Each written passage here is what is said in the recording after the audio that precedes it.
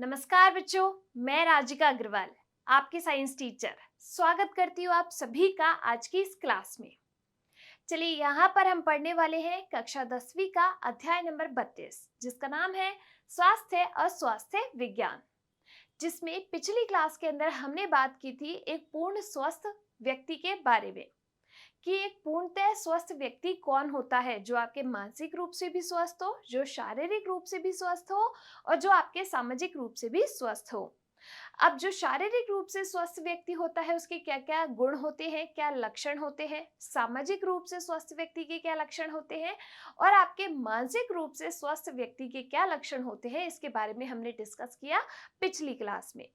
आज की इस क्लास में हम बात करेंगे रोगों के बारे में। रोग क्या है? आप बीमार पड़ जाते हो, आपका शरीर ठीक तरीके से कार्य नहीं करता, वही आपके रोग है। तो देखिए यहाँ पर रोग शरीर की वह स्थिति है जो शरीर के सामान्य कार्य करने में क्या पहुंचाती है? बाधा पहुंचाती है। जैसे मान लीजिए कि आज आपको सर में दर्द हो रहा है तो आप ठीक तरीके से काम नहीं कर पाओगे, पेट में दर्द हो रहा है तो ठीक तरीके से काम नहीं कर पाओगे। मान लो कि आपको सर्दी जुकाम हो गया है तो आप ठीक तरीके से कार्य नहीं कर पाओगे। सर्दी जुकाम, गले की खराश इस स्थिति के साधारण रूप है ना? जबकि कैंसर अथवा टीबी गंभीर रोग माने जाते हैं। अब अपन यहाँ पर बात करते हैं कि जो रोग है उनके प्रकार कौन कौन से होते हैं। देखिए, जो रोग हैं उनको अपन 4 कैटेगरी में विभक्त करते हैं। कौन कौन सी 4 कैटेगरी होती है? देखो, सबसे पहले अपन बात करते हैं किसकी? जन्मजात रोग की। जन्मजात रोग का मतलब क्या होता है कि जो कि आपको जन्म से ही प्राप्त होते हैं अपने माता पिता से, उन रोगों को अपन क्या कहते हैं? जन्मजात रोग कहा जाता है। ठीक है।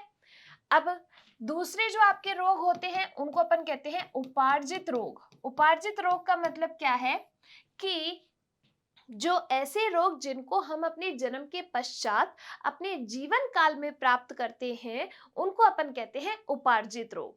क्लियर? तीसरे आपके होते हैं यहाँ पर संक्रामक रोग। संक्रामक रोग किसे कहा जाता है? संक्रामक का मतलब होता है कम्युनिकेबल डिजीज, यानी कि जो एक व्यक्ति से दूसरे व्यक्ति में क्या हो जाते हैं? संचरित हो जाते हैं। अब ये संचरित कैसे होंगे? हो सकता है ये वायु के माध्यम से, ये जो है जल के माध्यम से एक व्यक्ति से दूसरे व्यक्ति में क्या हो जाए? संचरित हो जाए। उनको अपन कहते हैं संक्रामक रोग। चौथा अपन यहाँ पर बात करते हैं जो रोग होते हैं वो है आपके असंक्रामक रोग, जो कि नॉन कम्युनिकेबल डिजीज कहलाते हैं, जो कि एक व्यक्ति से दूसरे व्यक्ति में संचरित नहीं होते। उनको अपन कहते हैं असंक्रामक रोग। क्लियर? अब बात करते हैं यहाँ पर संक्रामक रोगों की। तो जैसे मान लीजिए कि आपके जीवाणु जनित रोग जो होते हैं, जैसे कि आपके क्या हो गया? जीवाणु जनित रोग में आपके टीबी आ गया, टाइफॉइड आ गया, ये आपकी क्या है? यहाँ पर जीवाणु जनित रोग है जो कि एक व्यक्ति से दूसरे व्यक्ति में फैलते हैं। ठीक है। अगर हम बात करें विषाणु जनित रोगों की, तो जैसे कि एड्स हो गया जो कि एचआईवी वायरस की वजह से होता है, एड्स हो गया, हेपेटाइटिस हो गया, डेंगू हो गया, ये आपके वायरस से होने वाले संक्रामक रोग है। तीसरा अगर अपन बात करें जो कवक से होने वाले रोग होते हैं, जैसे कि खाज खुजली है ना, दाद है, ये क्या है? आपके कवक से होने वाले रोग हैं जो कि एक व्यक्ति से दूसरे व्यक्ति में संचरित हो जाते हैं। चौथा देखिए, प्रोटोजोआ जनित रोग, है ना। चौथा क्या है? आपके प्रोटोजोआ जनित रोग। जैसे अगर अपन बात करें यहाँ पर किसकी? मलेरिया की, तो मलेरिया आपके प्रोटोजोआ जनित रोग होता है जो कि एक व्यक्ति से दूसरे व्यक्ति में संचरित हो जाता है। और पांचवा देखिए जो अपना यहाँ पर रोग है वो है आपके कृमि जनित रोग। कृमि जनित जैसे कि आपके मान लीजिए फाइलेरिया, जिसको अपन बोलते हैं एलिफेंटेसिस, जिसमें क्या होता है? जो पांव है वो सूजकर हाथी के जैसा हो जाता है। तो आपके ये सारे रोग जो होते हैं वो किस में आते हैं? जो है जीवाणु जनित रोग, विषाणु जनित रोग, कवक जनित रोग, कृमि जनित रोग और प्रोटोजोआ जनित रोग आपके संक्रामक रोगों के अंदर आएंगे, जो किसी न किसी माध्यम से एक व्यक्ति से दूसरे व्यक्ति में फैल जाते हैं। अब बात करते हैं हम यहाँ पर असंक्रामक रोगों की। जैसे मान लीजिए किसी एक व्यक्ति को सिर में दर्द हो रहा है, तो इसका मतलब ये थोड़ी है उसके पास में बैठे वाले व्यक्ति को भी सिर में दर्द हो जाएगा, नहीं। तो यहाँ पर ऐसे रोग जो कि एक से दूसरे में नहीं फैले, जैसे अगर अपन बात करें सिर दर्द की, अगर अपन बात करें हृदय संबंधित बीमारियों की, है ना, तो हृदय संबंधित रोग जो होते हैं क्या एक से दूसरे में हो जाएंगे क्या वो, कि मान लीजिए कि किसी एक व्यक्ति को हृदय संबंधित रोग है, अब उसका झूठा पानी किसी दूसरे व्यक्ति ने पी लिया, तो क्या उसमें वो संचरण हो जाएगा, नहीं।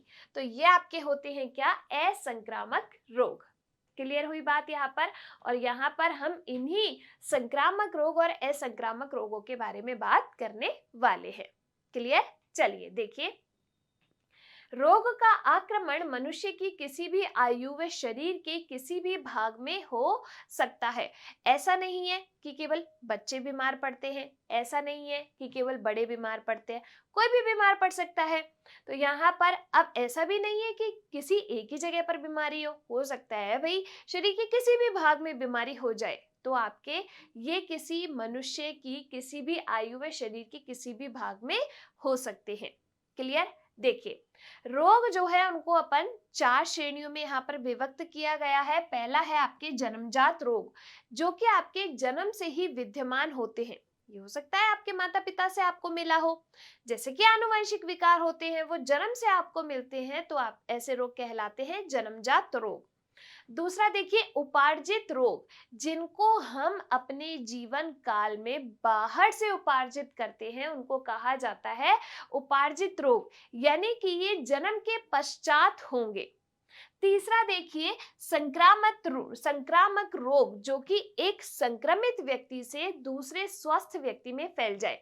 जैसे मान लीजिए किसी को सर्दी जुकाम हो रहा है, अब उसका जो हैंकी है, उसका जो रुमाल है, वो किसी और ने यूज कर लिया, तो उसमें जो वायरस है वो चला जाएगा, वो इन्फेक्शन चला जाएगा और वो व्यक्ति भी बीमार हो जाएगा। तो यहाँ पर इनको बोलते हैं अपन संक्रामक रोग। फिर अपने आते हैं असंक्रामक रोग, जो कि आपके एक संक्रमित व्यक्ति से दूसरे में नहीं फैलते हैं, उनको अपन कहते हैं असंक्रामक रोग। क्लियर हुई बात यहाँ पर। चलिए सबसे पहले हम बात करते हैं आज की इस क्लास में संक्रामक रोगों के बारे में, जो कि आपके जीवाणु जनित रोग होते हैं, विषाणु जनित रोग होते हैं, कृमि जनित, प्रोटोजोआ जनित और कवक जनित। देखिए संक्रामक रोग एक व्यक्ति से रोगजनक कीटाणुओं के दूसरे व्यक्ति के शरीर में प्रवेश करने के कारण फैलते हैं। विभिन्न पथ से ये कीटाणु हमारे शरीर में प्रविष्ट कर होकर प्रजनन करके क्या हो जाते हैं, बढ़ जाते हैं और हमें क्या कर देते हैं, बीमार कर देते हैं। क्लियर, एक से दूसरे व्यक्ति में सीधे प्रत्यक्ष अथवा अप्रत्यक्ष रूप से स्पर्श द्वारा पहुंचते हैं। अब हो सकता है कि आप डायरेक्ट, किसी को वायरल इन्फेक्शन हो रहा है, आप डायरेक्ट उसके कांटेक्ट में हैं, तो वो संचरण आपको हो जाएगा। ठीक है, चलिए देखिए बात करते हैं वाहक की। वाहक कौन होते हैं, देखो जो कि किसी रोग को एक व्यक्ति से दूसरे व्यक्ति में लेकर जाने का कार्य करेंगे, उनको अपन कहते हैं वाहक। जैसे कि मान लो अपन क्यों कहते हैं कि खाने को ढककर रखना चाहिए, क्योंकि जो मक्खियां होती है वो गंदगी में भी बैठती है। अब गंदगी में उसमें हो सकता है कि कोई सूक्ष्म जीव हो जो कि हमारे शरीर को बीमार कर दे। अब वो गंदगी में बैठी, फिर हमारे खाने पर आकर बैठ गई, तो खाने पर आकर बैठने से क्या हुआ कि उसने जो जीवाणु है वो हमारे खाने में छोड़ दिए, विषाणु है हमारे खाने में छोड़ दिए, और उसकी वजह से हम बीमार हो गए। तो आपके वाहक कौन होते हैं, जो रोगों को एक से दूसरे में लेकर जाते हैं। अगर अपन यहाँ पर बात करें किसकी, मान लीजिए कि मलेरिया की बात करें, ठीक है, तो मलेरिया में आपके क्या होता है, ये आपके प्रोटोजोआ जनित रोग है। मलेरिया क्या है, आपके प्रोटोजोआ जनित रोग है। इसका जो रोग जनक होता है, यानी कि जिसकी वजह से ये बीमारी हो रही है, वो आपके होता है प्लाज्मोडियम। अब प्लाज्मोडियम तो इसका रोगजनक है, लेकिन इसको एक व्यक्ति से दूसरे व्यक्ति में फैलाने का काम कौन करती है, आपके फीमेल एनोफ्लीज, यानी कि मादा एनोफ्लीज। ये जो होती है वो क्या करेगी, एक से दूसरे में इसको लेकर जाएगी। तो यहाँ पर ये किसका कार्य करी, वाहक का कार्य करी। अगर एक और एग्जाम्पल हम यहाँ पर ले किसका, डेंगू का, किसका? डेंगू का। डेंगू जो है आपके वो वायरस से होने वाला रोग है। किससे? वायरस से होने वाला रोग है। इसका जो रोगजनक होता है वो आपके क्या होता है? फ्लैबिटोमस। रोगजनक क्या है इसका? फ्लैबिटोमस। लेकिन अगर मैं बात करूं कि इसका वाहक कौन है, यानी कि कौन इसको एक से दूसरे में लेकर जाएगा, तो इसके लिए होता है एडिस मच्छर। कौन सा? एडिस मच्छर जो है इसका क्या है? वाहक है। ठीक है, तो ये आपके कहलाते हैं वाहक। देखिए, जैसे मक्खियां या फिर दूसरे कीट जो रोगाणुओं का एक स्थान से दूसरे कीट जो रोगाणुओं को एक स्थान से दूसरे स्थान पर भेजते हैं या खाने पीने की वस्तुओं को क्या कर देते हैं? दूषित कर देते हैं। ठीक है, वो आपके क्या कहलाते हैं? वाहक कहलाते हैं। क्लियर? चलिए, संवाहक आपके क्या होते हैं? ऐसे जीव जो रोगाणुओं को अपने शरीर के भीतर रखते हैं लेकिन खुद उनसे क्या नहीं होते? ग्रसित नहीं होते, खुद अप्रभावी रहते हैं। जैसे कि फीमेल एनोफ्लीज। रोगाणु वाहक के शरीर में बहुत संख्या में विकसित होते हैं और मनुष्य में संचारित कर देते हैं जब संवाहक उनके संपर्क में आता है। क्लियर हुई बात यहाँ पर? तो ये क्या है? आपके वाहक संवाहक होते हैं जो एक से दूसरे में इन बीमारियों को लेकर जाते हैं। संक्रमण विधि, देखिए, प्रत्यक्ष या अप्रत्यक्ष रूप से किस तरीके से ये बीमारियां फैल सकती हैं। तो अगर अपन बात करें प्रत्यक्ष की, तो रोगी से निकटवर्ती स्पर्श, मान लीजिए किसी को वायरल इन्फेक्शन हो रहा है, आप उसके एकदम बगल में बैठे हैं, उसके द्वारा उपयोग में ली गई चीजें आप भी उपयोग में ले रहे हैं। बिंदुक द्वारा संक्रमण, बिंदुक द्वारा संक्रमण से मतलब क्या है कि जैसे मान लो किसी को सर्दी जुकाम हो रहा है, उसको वायरस का इन्फेक्शन है, उसने छींका, अब उसके छींकने से क्या हुआ कि जो ड्रॉप निकली, पानी की जो बूंदें निकली उसके अंदर से, उसमें आपके विषाणु हो सकता है। वही विषाणु आपके हवा में आ जाएंगे और फिर किसी दूसरे व्यक्ति को संक्रमित कर सकते हैं। तो उसको अपन क्या कहते हैं? बिंदुक कहा जाता है। संक्रमित रक्त से स्पर्श रोग संक्रमित रक्त से स्पर्श, मान लीजिए किसी को जो है हेपेटाइटिस की बीमारी है, ठीक है, या फिर कोई और रोग मान लीजिए, अब उसका खून जो है वो संक्रमित है, यानी कि उसके अंदर कोई बीमारी है, आपने उसको स्पर्श कर लिया तो आपको वो बीमारी हो जाएगी। तो संक्रमित रक्त से स्पर्श की वजह से, और रोग संक्रमित मां से भ्रूण में, जैसे अगर अपन बात करें किसकी? एड्स की। किसकी बात करें? एड्स की। तो एड्स जो है आपके वायरस जनित रोग है। कौन सा वायरस? HIV वायरस की वजह से होता है। अब ये जो एड्स है वो आपके HIV वायरस की वजह से हो रहा है। ये कैसे किसी से दूसरे में होगा? तो देखो, मान लीजिए कोई व्यक्ति संक्रमित है इस रोग से, उसका खून किसी स्वस्थ व्यक्ति को चढ़ा दे, उससे हो जाएगा। अब मान लीजिए कि निडल जो होती है, सुइयां, संक्रमित सुइयों के प्रयोग से हो जाएगा। और जो अगर कोई माता है जिसके अंदर ये एड्स की बीमारी है, उसके गर्भ में कोई बच्चा है, तो एक मां से उस भ्रूण के अंदर ये बीमारी आपके हो सकती है। तो ये तो क्या हुए? आपके प्रत्यक्ष रूप है संक्रमण विधि के। अब बात करते हैं अप्रत्यक्ष रूपों की कि इनडायरेक्ट कैसे होता है। तो देखो, रोगी द्वारा प्रयोग में लाई गई बिस्तर, बर्तन, तौलिया इत्यादि से कोई उसकी चीजें हैं और वो यूज कर रहा है और वही चीजें आपने यूज कर ली।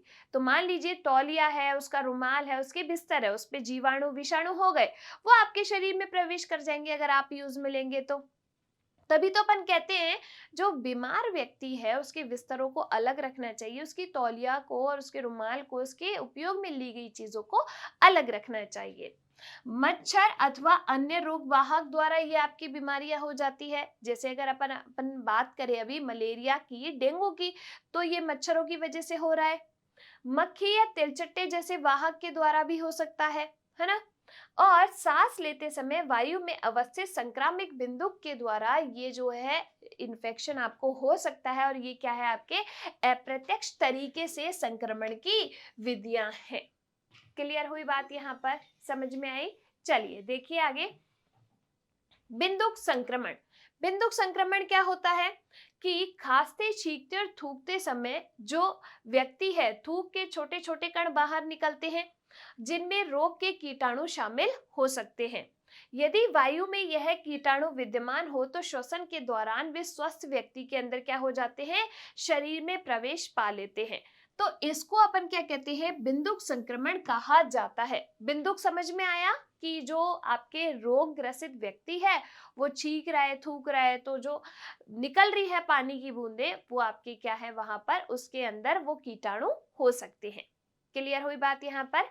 चलिए आगे देखिए, सर्दी जुकाम, अपन क्यों कहते हैं कि खांसी हो रही है तो रुमाल रख के खांसना चाहिए, छींक आ रही है तो रुमाल रख के छींकना चाहिए। सर्दी जुकाम, फ्लू यानी कि इन्फ्लुएंजा, तपेदिक यानी कि टीबी, काली खांसी और खसरा जैसे रोग बिंदु संक्रमण द्वारा संक्रमित होते हैं। देखिए अगर अपन बात करें किसकी, टीबी की, तो टीबी में क्या होता है, आदमी कंटिन्यू खांसता रहता है। अब अपन उससे क्यों कहते हैं कि रुमाल रख के खांसो, क्योंकि ये जो टीबी है वो आपके जीवाणु जनित रोग है, तो ये संक्रामक रोग हुआ। ठीक है, जीवाणु जनित रोग है। अब इसका यहाँ पर ये जो माइक्रोबैक्टीरियम ट्यूबरकुलोसिस होता है वो इसका पैथोजन है, किसका, टीबी का, माइक्रोबैक्टीरियम ट्यूबरकुलोसिस।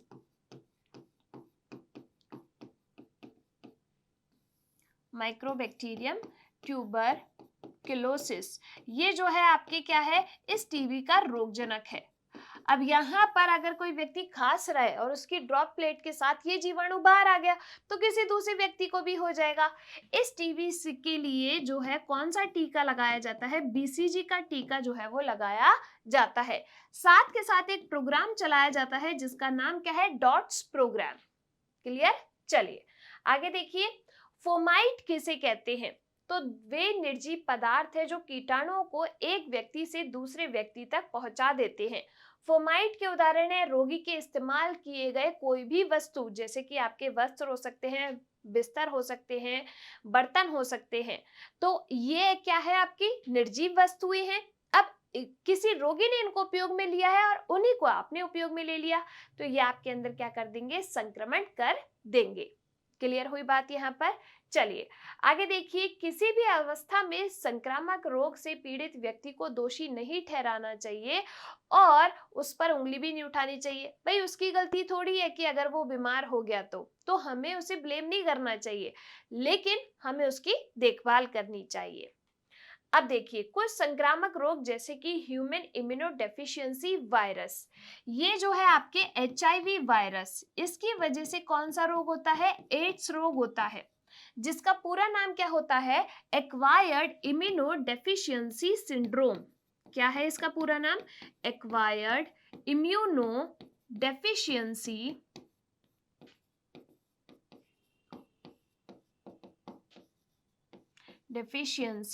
सिंड्रोम। ये क्या है, आपके एड्स की फुल फॉर्म है।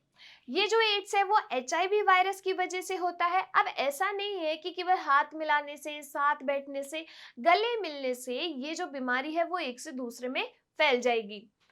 इसलिए एचआईवी संक्रमित रोगी के साथ इन कामों को करने में कोई दिक्कत नहीं होती, कोई शंका या भय मन में नहीं रहना चाहिए। क्यों? क्योंकि ये जो अपना वायरस का इन्फेक्शन है वो कैसे फैलता है, तो देखो, एक संक्रमित मां से भ्रूण में फैल सकता है। किससे? संक्रमित मां से भ्रूण में फैल सकता है। ठीक है। दूसरा किससे फैल सकता है, अगर जो है संक्रमित रक्त चढ़ा दिया जाए तो संक्रमित रक्त चढ़ाने से फैलता है। ठीक है, संक्रमित रक्त चढ़ाने से अगर किसी स्वस्थ व्यक्ति को चढ़ा दिया ये रक्त तो फैल जाएगा। तीसरा ये किससे फैल सकता है, संक्रमित सुइयों के प्रयोग से, क्योंकि संक्रमित सुइयां जो होती हैं उनपे ब्लड लगा है, रक्त लगा है किसी संक्रमित व्यक्ति का, उसको स्वस्थ व्यक्ति में यूज में ले दिया, तो देखो संक्रमित सुइयों के प्रयोग से। तभी तो जब अगर इंजेक्शन लगाते हैं तो एक बार जो सुई प्रयोग में ले ली जाती है उसको फेंक दिया जाता है ना, दूसरी बार यूज में नहीं लिया जाता उसको। और कैसे फैल सकता है, सीमेन के द्वारा। सीमेन यानी कि जो शुक्राणु हैं वो अगर किसी के शरीर में प्रवेश होते हैं, संक्रमित शुक्राणु सीमेन, उनकी वजह से ये जो एड्स है वो एक से दूसरे में जा सकता है। नॉर्मल आप अगर एड्स से ग्रसित व्यक्ति के पास बैठे हो तो आपको नहीं होता। क्लियर। चलिए आगे देखिए, अब अपन कुछ संक्रामक रोग यहाँ पर पढ़ने वाले हैं, जैसे कि अमीबोइसिस हो गया, जैसे कि डेंगू हो गया, मलेरिया हो गया, इन सब के बारे में हम यहाँ पर बात करेंगे। चलिए देखिए, सबसे पहले बात करते हैं किसकी, अमीबॉयसिस की, जो कि आंत में विद्यमान एंटमीबा हिस्टोलाइटिका। तो एंटमीबा हिस्टोलाइटिका यहाँ पर क्या है, यहाँ पर इसका रोगजनक है। क्या है, एंटमीबा हिस्टोलाइटिका आपके रोगजनक है, किसका, अमीबॉयसिस का। के कारण यह रोग होता है। संक्रमण होगा कैसे, वायु अथवा मक्खी, तिलचट्टा इनके वाहक है, जो रोगी के मल से पानी अथवा भोजन को क्या कर देते हैं, संक्रमित कर देते हैं। अब पानी संक्रमित हो गया, उसी दूषित पानी को किसी स्वस्थ व्यक्ति ने पी लिया तो उसके अंदर ये जो रोगाणु है वो चले जाएंगे और उसको भी संक्रमित कर देंगे। इसमें लक्षण क्या होते हैं, तो पेट में दर्द होता है, कब्ज पेट में और मरोड़े पड़ते हैं, मल में रक्त और श्लेष्मा भी आ जाता है। तो ये इसके क्या है, अमीबॉयसिस के लक्षण हैं। आगे देखिए, इससे कैसे बचा जा सकता है, कैसे इसको रोका जा सकता है और क्या इसके उपचार हो सकते हैं। देखिए, भोजन से पूर्व और शौच के पश्चात क्या भाई, अच्छे से साबुन से हाथ धोने चाहिए, पानी स्वच्छ पीना चाहिए, मल को सही प्रकार से हटवाना चाहिए, व्यक्तिगत स्वच्छता रखनी चाहिए और खाने से पहले जो भी आप फ्रूट खा रहे हैं, जो भी आप सब्जी खा रहे हैं, उनको धोकर खाना चाहिए। क्या उपचार है, डॉक्टर की सलाह के अनुसार जो एंटीबायोटिक्स है वो आपको लेने चाहिए। ठीक है, तो ये क्या है, आपके अमीबॉयसिस है, जो कि एंटमीबा हिस्टोलिटिका की वजह से होता है। क्लियर। चलिए दूसरा देखिए, एस्केरिस। एस्केरिस जो है वो आपके गोल कृमि द्वारा जो आंतों में वास करते हैं उनकी वजह से होता है। एस्केरिस लुम्ब्रिकोइडिस जो है, इसका क्या है, रोगजनक है। संक्रमण कैसे होता है, कृमि के। अब ये कैसा रोग है यहाँ पर, तो कृमि जनित रोग है। देखो कैसा, कृमि जनित। कृमि के अंडे रोगी के मल के द्वारा मृदा, जल इत्यादि को दूषित करते हैं और इसके सेवन से कृमि आंतों में जन्म लेती है और आंतों में पहुंच जाती है। एक स्वस्थ व्यक्ति ठीक तरीके से संक्रमित हो सकता है, जैसे वह अमीबॉयसिस से संक्रमित हो जाता है। जैसे अमीबा से संक्रमित हो रहा है, वैसे इससे भी एस्केरिस से संक्रमित हो जाएगा। वही इससे कैसे बचा जा सकता है, क्या इसमें लक्षण होते हैं, क्या इसकी रोकथाम की जा सकती है, वो देखते हैं। देखो लक्षण क्या होते हैं इसके अंदर, मांसपेशियों में दर्द होता है, आंतरिक रक्तस्राव इंटरनल ब्लीडिंग हो जाती है, पाचन में मुश्किल, आंत का दर्द और आंत के पथ में रुकावट होना। बच्चों में यह उनकी शारीरिक मंदता और मानसिक जो है वृद्धि को, मानसिक जो मंदता है उसको क्या कर देता है, बढ़ा देता है। ठीक है, चलिए देखिए ये क्या है, नर और मादा एस्केरिस है। जो नर और मादा एस्केरिस है उनमें अंतर किया जा सकता है। ये जो है आपके क्या है, मादा एस्केरिस। मादा एस्केरिस जो होती है वो नर की तुलना में क्या होती है, बड़ी होती है। और जो नर एस्केरिस होता है वो इस तरीके से घुमा हुआ होता है। ठीक है, तो ये आपके नर है और ये मादा एस्केरिस है। क्लियर। चलिए देखिए आगे कैसे इसकी रोकथाम की जा सकती है। तो जैसे हम अमीबॉयसिस से रोकते हैं, अमीबॉयसिस होने से रोका जा सकता है, वैसे ही आपके एस्केरिस को होने से रोका जा सकता है। कैसे कि भाई भोजन करने से पूर्व और शौच के पश्चात साबुन से हाथ धोना चाहिए, सब्जियों और फलों को धोकर खाना चाहिए, व्यक्तिगत स्वच्छता रखनी चाहिए, स्वच्छ जल पीना चाहिए और मल को सही प्रकार से हटवाना चाहिए। ठीक है, ये इसकी क्या हो सकती है, ऐसे इस बीमारी को रोका जा सकता है। उपचार क्या है, कृमि विरोधी दवा का सेवन करना चाहिए, जो डॉक्टर सलाह दे दे उस सलाह के अनुसार जो दवाइयां हैं उनका उपयोग अपन को करना चाहिए। कोई भी दवाई अपनी मनमर्जी से नहीं लेनी चाहिए कि आज ये हो रहा है चलो ये दवाई ले लेते हैं। सारी दवाइयां डॉक्टर की उचित सलाह के साथ ही लेनी चाहिए। चलिए आगे देखिए, तीसरा रोग पढ़ते हैं हम यहाँ पर, कौन सा, मलेरिया। तो जो मलेरिया रोग होता है वो आपके प्रोटोजोआ जनित रोग है। कौन सा रोग है, प्रोटोजोआ जनित रोग होता है मलेरिया। अगर अपन बात करें इसके रोग जनक की, तो इसका रोग जनक क्या है, प्लाज्मोडियम। क्या है, प्लाज्मोडियम है। ठीक है, देखिए अब ये जो मलेरिया है ना, इसके लिए इसको दो होस्ट की, दो परपोषियों की जरूरत होती है अपना जीवन चक्र पूरा करने के लिए। तो ये जो प्लाज्मोडियम है, इसका जीवन चक्र किन दो परपोषियों के अंदर पूर्ण होता है? एक तो मानव के अंदर और दूसरा मादा एनोफिलीज के अंदर। मादा एनोफिलीज के अंदर जो है इसका जीवन चक्र पूर्ण होता है। ठीक है, देखिए प्लाज्मोडियम द्वारा जो कि जीवन चक्र मनुष्य तथा मच्छर में पूरा करता है। मच्छर कौन सा है अपना यहाँ पर? Female Anopheles. क्लियर? संक्रमण कैसे होगा? जो फीमेल एनोफ्लीज होती है, मादा एनोफ्लीज, वो क्या करती है? मनुष्य को काटती है और मनुष्य के काटने की वजह से उसमें संक्रमण होता है। देखो, मादा एनोफ्लीज मच्छर के काटने पर मानव की लाल रक्त कणिकाओं में प्रजनन कर बढ़ जाने पर रक्त कणिका फट जाती है और टॉक्सिन उत्पन्न होकर परजीवी रक्त में आ जाता है, जिसकी वजह से बुखार आ जाता है और बुखार आने की वजह से फिर आपके क्या हो जाता है? मलेरिया हो जाता है। इसके लक्षण क्या है? उच्च ज्वर व कंपन, बहुत ज्यादा बुखार आता है और शरीर में कंपन होने लगता है। अगर अपन बात करें प्लाज्मोडियम की प्रजातियों की, तो मलेरिया भी ना एक जैसा नहीं होता, अलग अलग मलेरिया होता है। कैसे? देखो, 4 इसकी क्या होती है? प्रजाति होती है। प्लाज्मोडियम फैल्सीपेरम, है ना, प्लाज्मोडियम फैल्सीपेरम। दूसरी आपकी होती है प्लाज्मोडियम वाइवेक्स। तीसरी यहाँ पर होती है प्लाज्मोडियम ओवेल और चौथी जो होती है प्रजाति वो कौन सी है? प्लाज्मोडियम मलेरियाई। ये क्या है? 4 इसकी प्रजातियां हैं जिसकी वजह से अलग अलग टाइप का मलेरिया होता है। अब अपन कहते हैं ना कि उसको तो बहुत ज्यादा खतरनाक वाला मलेरिया है, तो सबसे ज्यादा खतरनाक वाला मलेरिया जो होता है वो प्लाज्मोडियम फैल्सीपेरम की वजह से होता है। ठीक है, चलिए। सीमित समय के बाद लक्षण सिर दर्द, उबकाई, 6 से 10 दिन तक ज्वर, पसीना आकर ज्वर क्या हो जाता है? उतर जाता है, फिर वापस से बुखार आ जाता है।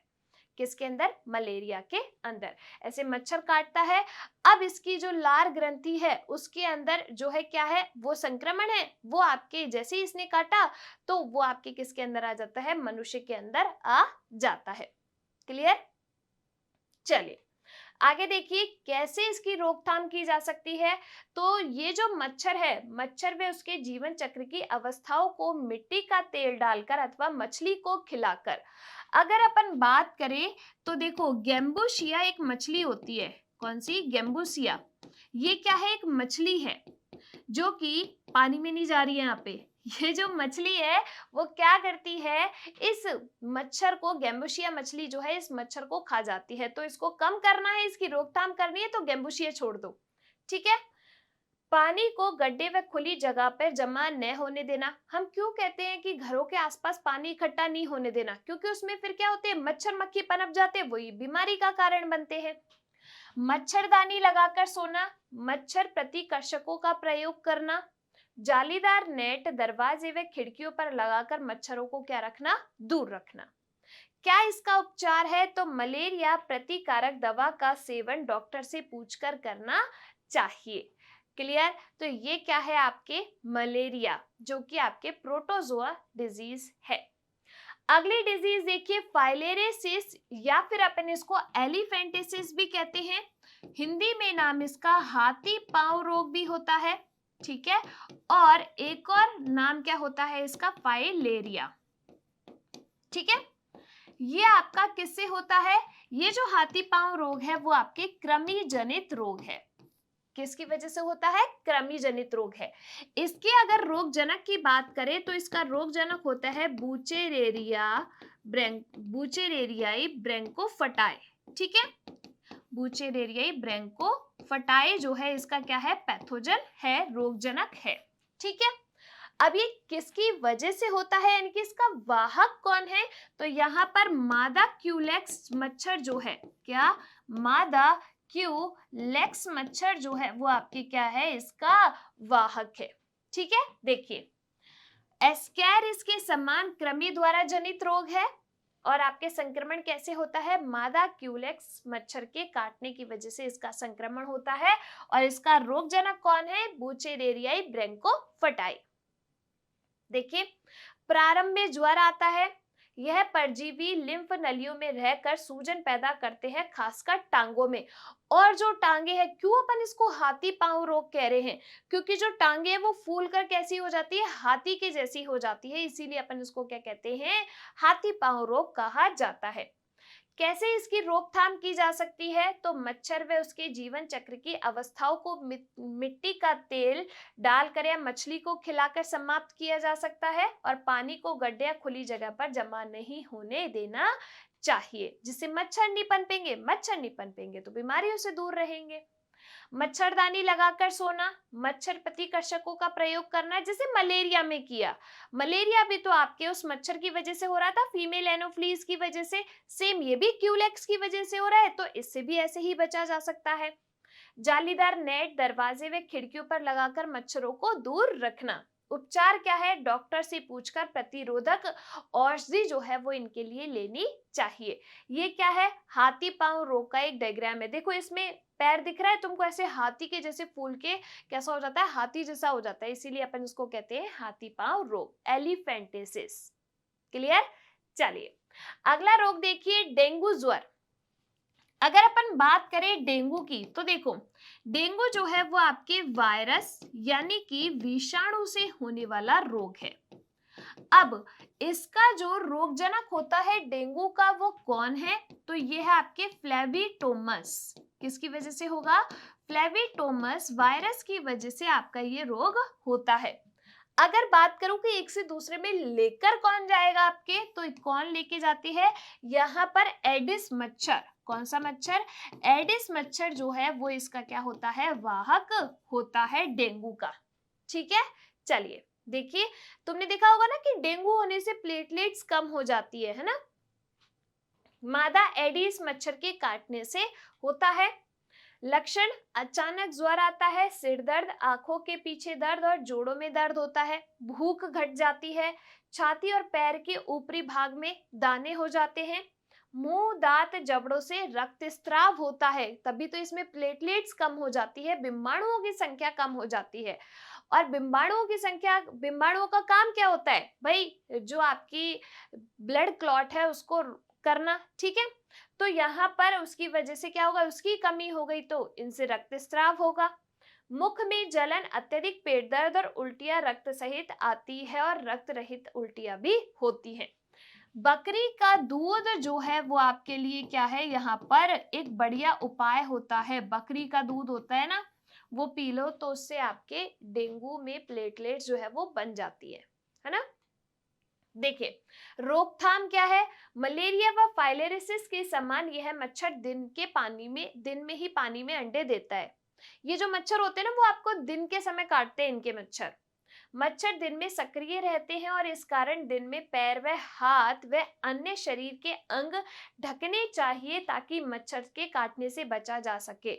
और दवाई डॉक्टर से पूछकर जो दवाइयां हैं वो डेंगू के लिए लेनी चाहिए। क्लियर? चलिए नेक्स्ट देखिए, फ्लू वायरस। फ्लू का मतलब क्या है? अब यहाँ पर देख लीजिए, स्वाइन फ्लू है, बर्ड फ्लू है। बर्ड फ्लू का मतलब क्या है कि पक्षियों में होने वाला फ्लू। स्वाइन फ्लू हमारे अंदर होता है स्वाइन फ्लू। ये जो फ्लू है वो आपका क्या है, वायरस जनित रोग होता है। किसकी वजह से? वायरस की वजह से, द्वारा श्वसनीय भाग के संक्रमण पर फ्लू होता है। रोगी के साथ सीधे या अप्रत्यक्ष रूप से संस्पर्श से यह रोग फैलता है। बार बार उत्परिवर्तन होने के कारण नई नई प्रकार की प्रजातियों के वायरस रोग जो है वो आपके वायरस क्या करते हैं, फ्लू फैलाते हैं।